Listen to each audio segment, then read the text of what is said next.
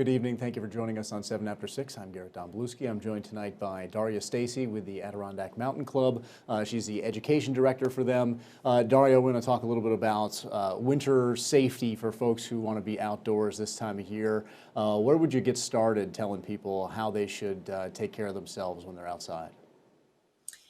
Yeah, so I work for the Adirondack Mountain Club, and we help to promote responsible outdoor recreation. We're a nonprofit based in Lake Placid, and there's a lot of ways that you can prepare for your outdoor adventures. The first is obviously checking the weather. And this is important for both the days leading up to your trip and days after. So once you can check the weather and see what you're looking at, your best bet is to kind of plan ahead and prepare by packing the appropriate gear that you'll need and checking the kind of hazards of the areas you're recreating in. And when it comes to gear, I mean, layering is a big thing to make sure that you have the appropriate types of insulating layers on you. So where do you start with that? You should have kind of like a base layer, then a warmer layer, and then an overlayer to keep you dry. So what do people need to be aware of for that?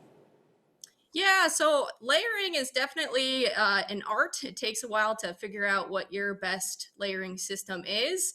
So, starting with something that is kind of moisture wicking at the base, because when you're moving around outside, you're sweating a lot.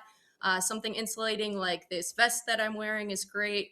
Same thing with a puffy jacket. And then you want a waterproof outer layer, like a raincoat or something like that, to protect you from both rain, snow, ice, and wind, of course. You don't really have to get super fancy with it, right? I mean, as long as you've got something that kind of ticks those boxes, you should be covered. Yeah, definitely. And keeping in mind too that you'll want to be changing in and out of these clothes throughout your trip. So if you start to sweat, you want to shed those layers really quick. And then as soon as you start to get cold again, you want to put them back on and start to get moving. It's always kind of surprising how quickly you warm up when you're moving out there. You know, even when it's very cold, when you're walking or you're climbing or something like that, you warm up pretty quickly. Yes, definitely. When it comes to packing, are there certain types of tools or things like that people should bring with them? What about food, things like that? Yeah, those are definitely important things to think about. And the gear that you pack on any sort of winter excursion is going to make or break your trip. Some good things to think about, especially when it comes to food, is that food does freeze. I've definitely led some trips where I've tried to take a bite out of a Cliff Bar and it's like biting a brick. So, keeping in mind some nutrient dense foods that you can eat throughout your trip that you can access really easily because when you're taking your pack off or you're moving around, you don't want to be spending too much time there. um, and then same thing for when it comes to water in wintertime. We're not often really thinking about hydration as we do in the summer. So keeping in mind that water does freeze. So the tools that you have in the summer might not be the ones that you can use in the winter time. Having a way to keep those things warm is something definitely to think about. I know the Adirondacks is where people flock to in the summer, in the fall, but winter can be, I mean, equally or if not sometimes more beautiful to hike during or get out in the woods during. Why would you encourage people to do that if they might be kind of turned away by the conditions or the temperature? Why is it a good idea to go out and hike in the winter? Yeah, that's a great question. And so the beauty of winter is really magical. And a lot of people, including myself, I prefer winter hiking to summer hiking because you see a lot of things that you don't get to see. And I think one of the most magical things I find, especially here in the high peaks, is that you get this sort of quietness in the forest when it snows. So you get to see and interact with wildlife in ways that you don't get to usually. You get to see tracks that you don't get to see in the summer and have a lot more of an intimate experience in the backcountry than, in the summer when the trails can get really crowded.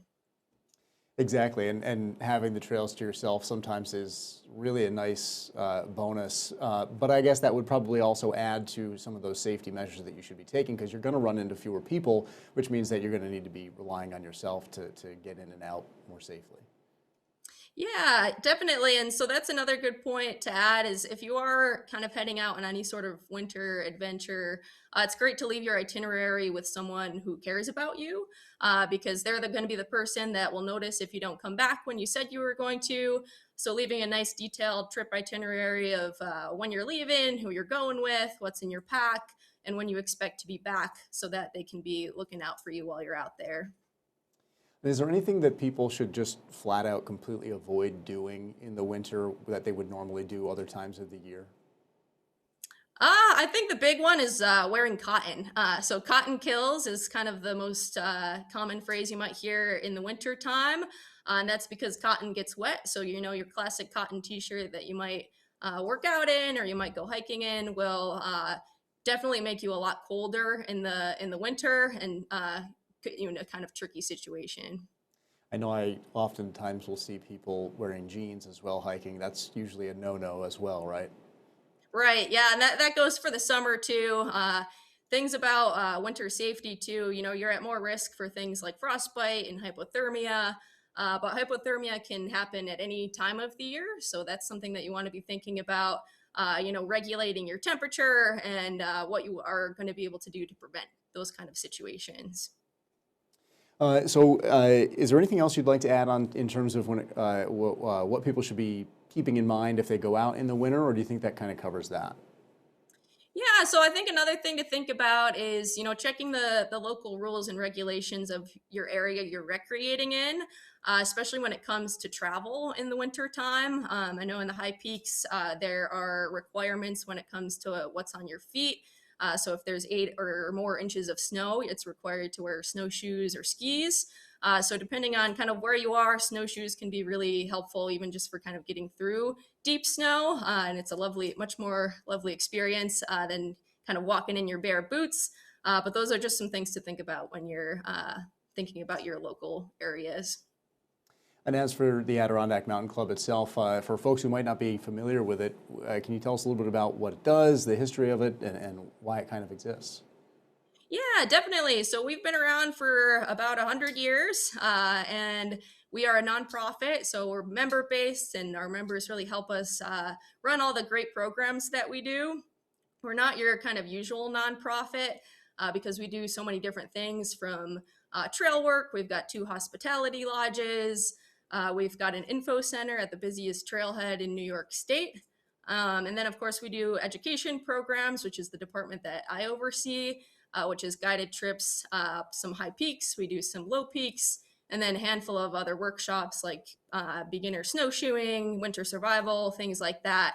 And then we do also have chapters throughout the entire state that also you can get involved with and kind of involve yourself in the local communities. Yeah, I believe the Black River chapter is the one that's here in the Watertown area. Yep. Um, uh, Upcoming events, anything you want to kind of plug that at 80K is doing? Yeah, definitely. So we're kind of in what we call the shoulder season, which is the period of time between fall and winter, or you know, winter and spring. And so we've got a handful of workshops going on this weekend. So we've got winter survival tomorrow. We've got a winter solstice celebration this weekend. And then once the new year hits, then we've got a pretty full packed calendar of guided trips and workshops and things like that. And in the next few weeks, we'll be publishing some more of those onto our schedule so that more people can hop onto some of our trips. Well, we've talked about the safety topics, why it is great to get out in the winter and hike. What would you tell the people who might be interested in it but kind of maybe intimidated by all of the gear that it comes with and some of the thoughts of am I going to be warm enough? Am I going to be out there too long? Do I have the things I need? What would you say to people who are interested in getting out in the winter but haven't really gotten the supplies to or haven't really planned to do it yet? Yeah, definitely. So I think there's definitely an intimidating factor when it comes to recreating in the winter. But if you start small, then that can really help build your confidence. And it's quite surprising how warm you can get when you are hiking. A lot of people do have that fear of being cold or hypothermia or things like that. But if you start small and then you can start to learn your own layering system, you can start to learn what kind of gear feels comfortable for you. And then, of course, at the Adirondack Mountain Club, we also have information services if you're worried about certain things, you can call up anyone at our High Peaks Information Center during our regular hours to kind of chat more specifics about your specific trip or gear questions or things like that. What kind of fitness level would you say is required to do this? Is it something that you need to be a little bit more in shape for because of the types of conditions you'll be in, or is it something that kind of anybody that is used to being outdoors for, you know, at least smaller hikes can manage to do? Or is there more precautions people should take in terms of their health? Yeah, so there's definitely, like all seasons, there's something for everyone. So there's kind of smaller hikes that you can do, or just kind of more, backyard nature is what I like to call it, where you can learn about like tree identification or birding. And then you can also kind of slowly progress those skills when you kind of start getting into hiking mountains or alpinism or things like that. But I think the key is just to start slow and be mindful of some of those other hazards that you might not be dealing with, which is just heavier gear, more layers, and then some hazards like if there's crazy snowfall, what it's going to take to break a trail, or any sort of other kind of weather factors that you don't think about in the summertime. All right, Daria, anything else you'd like to add tonight? No, I just like to thank anyone that supports the Adirondack Mountain Club. And if you're interested in joining, then we always love to have the support. All right, Daria Stacy, thank you very much for joining us tonight. That's 7 after 6. Thanks for watching. Have a good night.